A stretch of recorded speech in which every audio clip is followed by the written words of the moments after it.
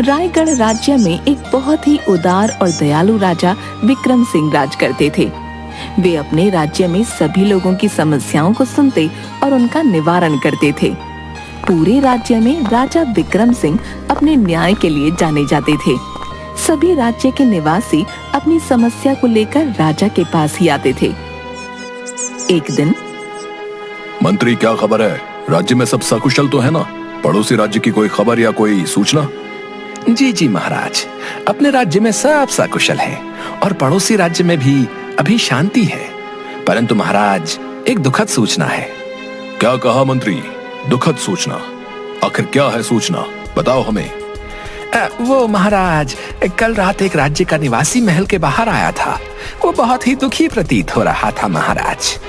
उसकी इच्छा आपसे मिलने की थी महाराज, परंतु हमारे सैनिकों ने उसे महल के अंदर आने नहीं दिया। क्या कहा महामंत्री?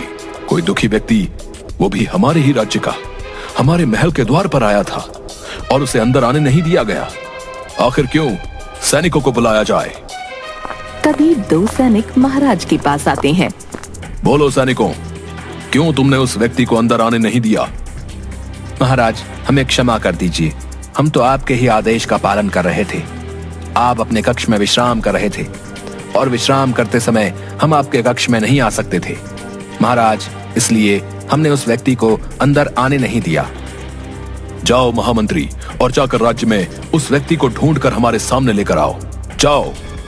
जिसके बाद महामंत्री सेना की एक टुकड़ी के साथ अपने राज्य में उस व्यक्ति को ढूंढने निकल पड़ते हैं कि तभी वो देखते हैं कि गांव के बाजार में एक छोटी सी कपड़े की दुकान के पास उन्हें एक आदमी सोमू काफी दुखी दिखाई पड़ता है, जो बहुत ही उदास एक जगह पर बैठा होता है।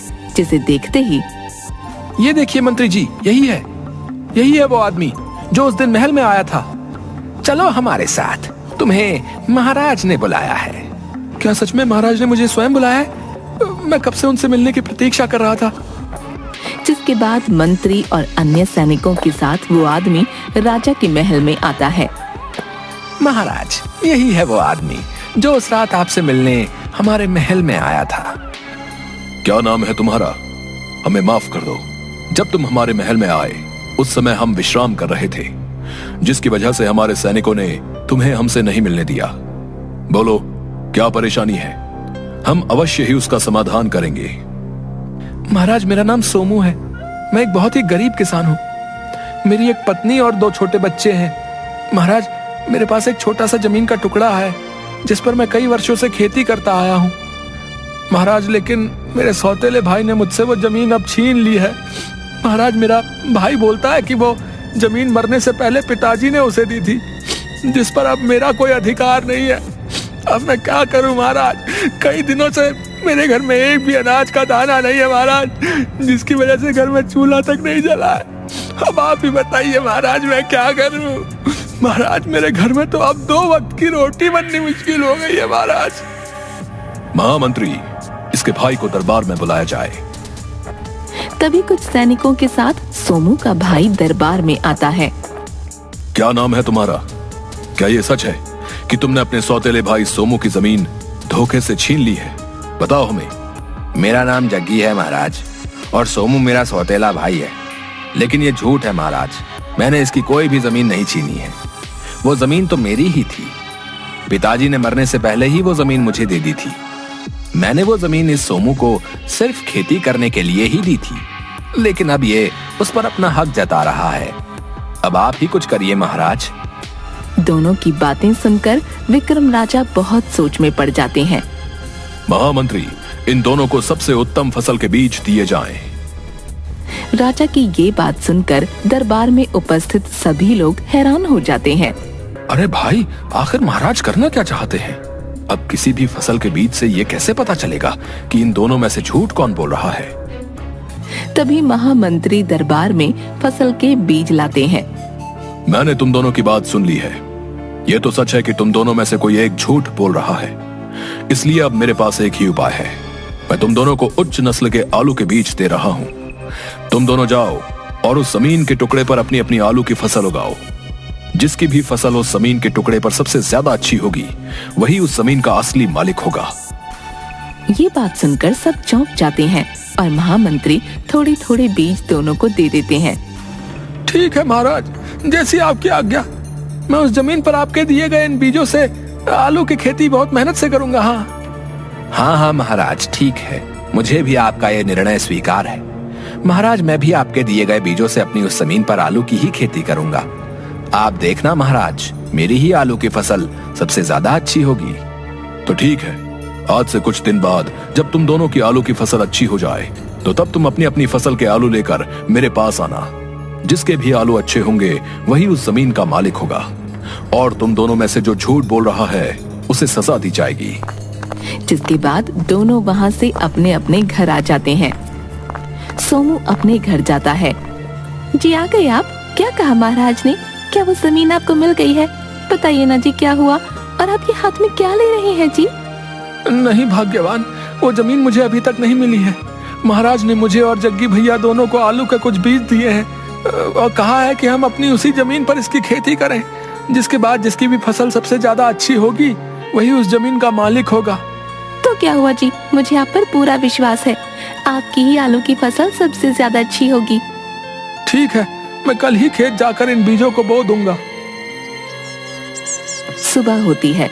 सोमू अपने खेत में जाता है और अपनी जमीन के एक हिस्से में उन बीजों को बो देता है, और उधर जग्गी भी उसी जमीन के दूसरे छोर पर उन बीजों को बो देता है।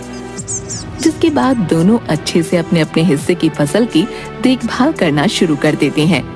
दोनों बहुत मेहनत से अब रोज फसल की देखभाल कर रहे थे। देखते ही देखते आलू की फसल अब बड़ी हो जाती है। अरे वाह, मेरे आलू कितने अच्छे और सुंदर दिख रहे हैं। अब इन्हें महाराज के पास ले जाने का समय आ गया है। कल सुबह ही इनको लेकर जाता हूँ। और फिर सुबह होती है। सोमू अपने खेत आता है और अपने आलू की टोकरी को उठाकर राजा के पास चला जाता है। दोनों अपनी आलू की टोकरियां राजा के सामने पेश करते हैं। दोनों अपनी टोकरियों के ऊपर से कपड़ा हटा देते हैं। अरे वाह जग्गी, तुम्हारे आलू तो देखने में बहुत सुंदर लग रहे हैं। जी महाराज, मैंने दिन रात मेहनत की है, तभी इतनी अच्छी नस्ल के आलू हुए हैं। तभी राजा सोमू की टोकरी में से एक आलू उठाता है। अरे सोमू, ये क्या? तुम्हारे आलू तो एकदम खराब अवस्था में नजर आ रहे हैं। क्या तुमने अच्छे से अपनी फसल की देखभाल नहीं की थी? इन्हें देखकर तो यही साबित होता है कि तुम्हारी आलू की फसल अच्छी नहीं हुई है। इसका मतलब तुम ही हमारे दरबार में आकर हमसे झूठ बोल रहे थे। लेकिन महाराज, कल जब मैंने अपने आलू देखे थे तो बहुत ही अच्छी नस्ल के थे। मुझे नहीं पता महाराज ये अब कैसे बदल गए हैं। मैं खेत में गया और सीधा आलू की टोकरी उठाकर आपके पास ले आया। महाराज, ये सोमू झूठ बोल रहा है। इसने अच्छे से अपनी फसल की देखभाल ही नहीं की और इसके आलू अच्छी नस्ल के थे। तो अब क्या हो गया महाराज? ये सोमू झूठा है। राजा दोनों की बातें बड़े गौर से सुन रहे थे कि तभी दरबार में महामंत्री आते हैं। महाराज की जय हो। आओ मंत्री, ये दोनों अपनी अपनी आलू की फसलें लेकर आए हैं और सोमू ही झूठ बोल रहा था। इसकी आलू की नस्ल एकदम बेकार है। सही बोल रहे थे तुम, सोनू ही दोषी है। सोमू ये सुनकर बहुत दुखी हो जाता है और तभी जी महाराज, सही कहा आपने। वो जमीन मुझे ही मिलनी चाहिए। नहीं महाराज, आपका निर्णय गलत है। महाराज, झूठ सोमू नहीं जग्गी बोल रहा है। क्या कहा मंत्री? जग्गी झूठ बोल रहा है? वो कैसे भला? महाराज, आपके आदेश अनुसार जो बीज मैंने इन दोनों को दिए थे वो एक जैसे नहीं थे महाराज। एक जैसे नहीं थे? इसका क्या मतलब है महामंत्री? हम समझे नहीं। तो फिर वो दोनों बीज कैसे थे? बताओ हमें महामंत्री। महाराज, उन दोनों बीजों में से एक बीज आलू की अच्छी और एक बीज खराब फसल का था, और जो बीज हमने सोमू को दिया था वो बीज उत्तम फसल का था। महाराज, जबकि जग्गी को खराब फसल का बीज दिया गया था, फिर जग्गी की फसल के आलू उत्तम फसल के कैसे हो गए महाराज? मैंने 2 सैनिकों को दोनों पर नजर रखने के लिए कहा था। तभी महामंत्री ताली बजाते हैं। तभी 2 राजा के सैनिक दरबार में आते हैं। बताओ मेरे गुप्तचरों, तुमने रात को क्या देखा? महाराज, कल रात हमने देखा कि यह जग्गी अपनी उसी जमीन की तरफ जाता है जहां इन दोनों ने अपनी अपनी फसलें बो रखी थी, और सोमू की फसल के हिस्से में जाकर जग्गी अपनी आलू की टोकरी से सोमू की आलू की टोकरी बदल देता है। ये बात सुनकर राजा हैरान हो जाते हैं। मुझे माफ कर दीजिए महाराज, मुझसे गलती हो गई। महाराज मुझे माफ कर दीजिए। ये सच है महाराज, पिताजी ने वो जमीन मुझे नहीं, इस सोमू को दी थी। लेकिन मेरे मन में लालच आ गया था, मैं वो जमीन इससे हड़पना चाहता था, इसलिए मैंने अपने आलू की टोकरी सोमू के आलू की टोकरी से बदल दी थी महाराज। मुझे माफ कर दीजिए महाराज।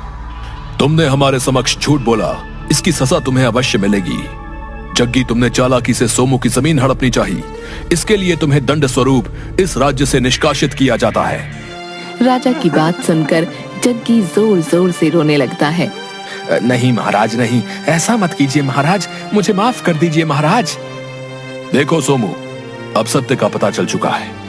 अब वो जमीन हमेशा के लिए तुम्हारी हुई। तुम उस जमीन पर फिर से खेती कर सकते हो और अपना जीवन यापन कर सकते हो। राजा की ये बात सुनकर सोमू बहुत खुश हो जाता है। आपका बहुत बहुत धन्यवाद महाराज।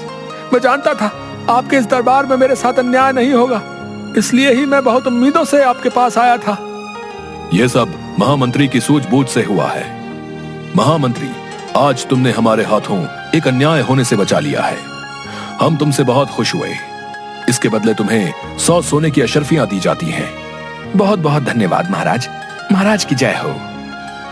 मैं आपसे कुछ मांगना भी चाहता हूँ महाराज, क्या आप मुझे देंगे महाराज? हाँ हाँ बोलो सोमू, क्या चाहिए? तुम्हें हम अवश्य देंगे। महाराज मैं चाहता हूँ आप जग्गी भैया को माफ कर दीजिए। आखिरकार ये मेरे भाई हैं, मैं नहीं चाहता कि इन्हें इतनी बड़ी सजा मिले।